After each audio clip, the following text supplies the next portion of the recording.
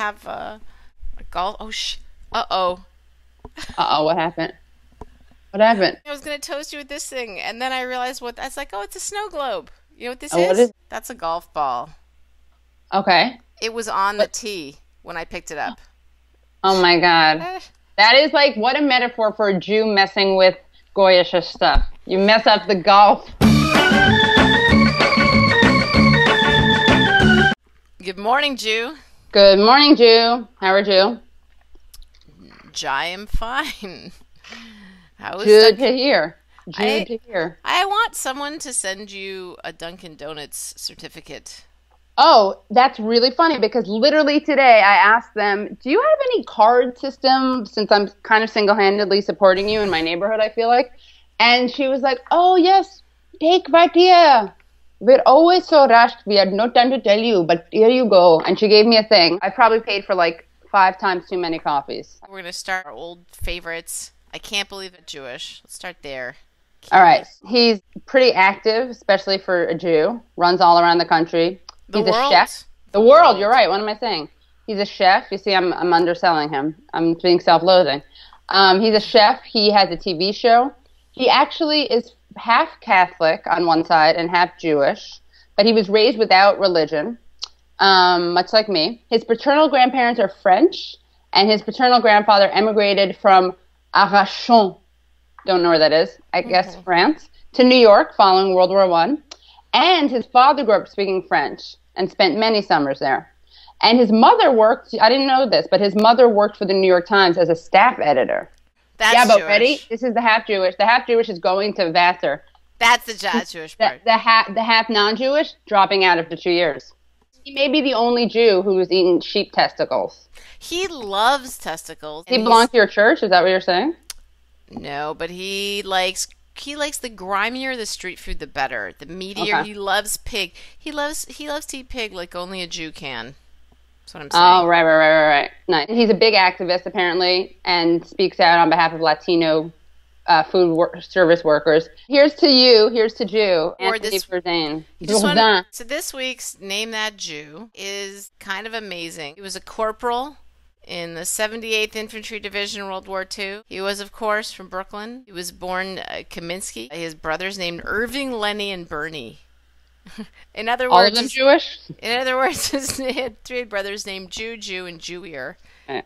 His father died when he was really young, just like Barbra Streisand. This seems to be how you get famous and successful from Brooklyn. Of course, I'm talking about none other than beloved gentleman who I have a Kiddush cup named for at every Seder I do, Mel Brooks.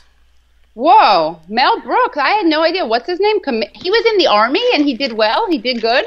Melvin Kaminsky. I would love to meet him, really. There's a short list of people I would love to meet in their time, and he's one of them. There's a short list of short people, and he's on top. He's on my short list. He's on top of the short list.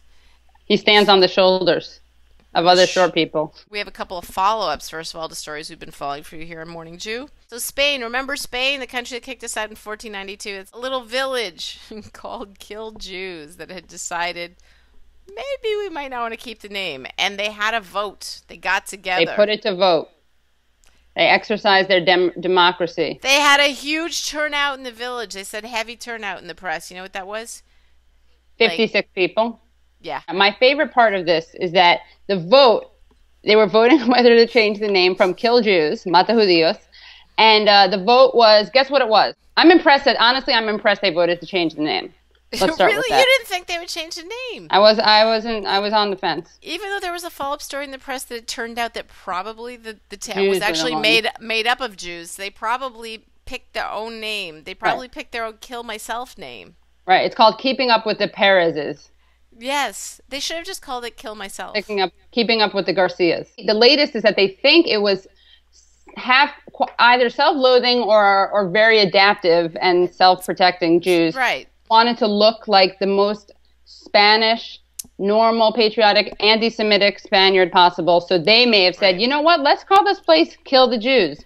Now you're going to accuse that person of being a Jew? Right, because if you think about it, it's the same technique like evangelical Christians have taken with gay people. Like, if you want to figure out who's really gay in America, like, look at who's denouncing who's right. gay. It was 2919.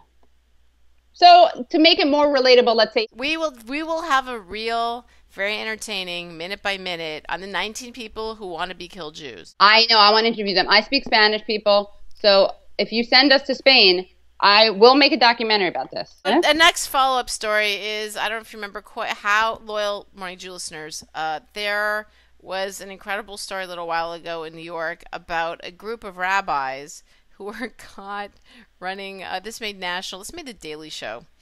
This conspiracy, because, Orthodox Jewish women cannot get a divorce on their own. They can only be divorced by their husbands. And sometimes these men will not divorce them for varying reasons, and these women are trapped. They're called agunaz.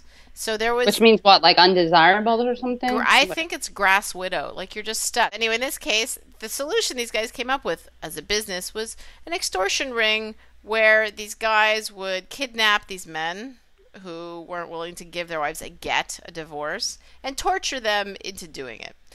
They had cattle prods in these plans anyway, so the update is a federal grand jury has indicted them. Because the FBI was going after them. Yeah, for alleging to kidnap and force Jewish men to grant their, like, how dare you kidnap it's the cattle prod, I think, is a little I think it's cattle prod. As one of the guys who was reported in the investigation said, if you can get like a 500-pound bull to move, you can definitely get a human. My only problem with them, I'm going to be real. I'm going to be real right now. You'd be real? I'm going to be real. I think they should have an investigation into the non-get-giving husbands, first of all. That should be a crime. Where's the federal grand jury on that business? On that one. And then the other thing is, I'm going to say that I'm not even willing to forgive the cattle prodding. What I don't like is that they charge. If they wanted to make this a holy thing and altruistic, they should not be making it a business. Then they could actually have, like, this could be an actual ritual, like a Jewish ritual that's justified. Right. The second you introduce... With a prod? With a prod. It could be a biblical thing, The second you introduce a profit motive, you do a lot of damage to the Jews because, of course, we're making money, and you do damage to your own cause because you no longer have the moral authority. So you're saying if they said, we're just going to have a van in Brooklyn, we're going to put you in the van, Bernie, we're going to threaten to prod you till you give your wife $10,000. Yeah, a get-mobile. Then they'd be true Robin Hoods. I'm not very pro-violence. Heather, they'd be rabbi hoods. No, rabbi hoods, Little John. My preference would be they take the guy, they just take him to a deli, they just kvetch to him, and they don't let him leave. They don't let him go to the bathroom. They don't let him leave. They don't let him eat the pastrami sandwich. They eat pastrami while he sits there and they kvetch. This is a level of torture I can accept. All right, and I think it may be just as effective. Why don't we? We need some rabbis. We need some Orthodox rabbis willing to go along with. We're women. Look, you're not even. Your shoulders aren't even covered, Katie. I have. Jewish hell. I know. I have a tank top on. Like, I don't know that we're. How could they talk to us? Changing the name of the Jewish town, I'm going to say, is a good thing for Jews. Good thing for Spain. But it makes us be less special. What did you say? Don't you usually like us to be special and have a memory of persecution out there? Right. So changing the name is good for the Jews. The follow-up, the grand jury indictment of the kidnapping, sort of wannabe Robin Hood rabbis. I'm going to say good for the Jews because of your point about the extortion and the money. Those guys need to be stopped, but they do. But you know what that means, rabbis out there? There's an opening for you to do this as charity. You can do two. You have the Katie route, which is basically cattle prod and all, just don't charge, or the Heather route, which is also really good. It's actually a torture method. It's called pastrami deprivation method. In front of it. I'm eating the sandwich in front of you. It's from the CIA. They developed it. They found it worked. It's true. It's a very inexpensive system. Then we want to know that's for the most part good for the Jews. I want to see your Dunkin' Donuts card next time. Oh, I'll show it. I could show it to you, actually. Right now, I'm a card-carrying member, but I'm not a registered member. So my hope is that the next time you see me, this will be registered. Can people give you a coffee? What do you mean? Can Morning Jew fans give you a coffee? Oh, they could donate. That's how they could support the show. They could give me a better mug. See you later. See you later. See you on the flip side. Shalom. On this nice desk with this golf ball off the tee. I feel I'm That's just really staring. funny. I'm staring at it, kind of going. The whole time you're going to be looking at it. All right.